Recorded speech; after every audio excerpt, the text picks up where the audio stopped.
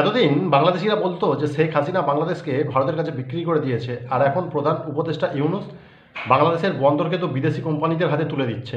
চট্টগ্রাম বন্দরের মালিকানাধীন দুটো টার্মিনাল পরিচালনার দায়িত্ব বিদেশি কোম্পানির হাতে তুলে দেওয়া হয়েছে।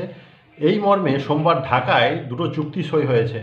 ডেনমার্কের একটি কোম্পানি চট্টগ্রামের লালদিয়া চরে নতুন একটি টার্মিনাল নির্মাণ করে সেটি পরিচালনা করবে, আর সুইজারল্যান্ডের একটি কোম্পানি চট্টগ্রাম বন্দরের মালিকানাধীন পানগাঁও অভ্যন্তরীণ কন্টেনার টার্মিনাল পরিচালনার দায়িত্ব পেয়েছে। চুক্তি অনুসারে ডেনমার্কের কোম্পানি তারা ৩০ বছরের জন্য পরিচালনার দায়িত্ব পেয়েছে। তারা প্রায় ৬,৭০০ কোটি টাকা বিনিয়োগ করবে। চুক্তি সইয়ের পরেই বাংলাদেশ ২৫০ কোটি টাকা সাইনিং মানি পেয়েছে, আর সুইজারল্যান্ডের কোম্পানি তারা ২২ বছরের জন্য পরিচালনার দায়িত্ব পেয়েছে। তারা ৪৯০ কোটি টাকা বিনিয়োগ করবে। এক্ষেত্রে সাইনিং মানি হিসাবে বাংলাদেশকে ১৮ কোটি টাকা তারা দিয়েছে।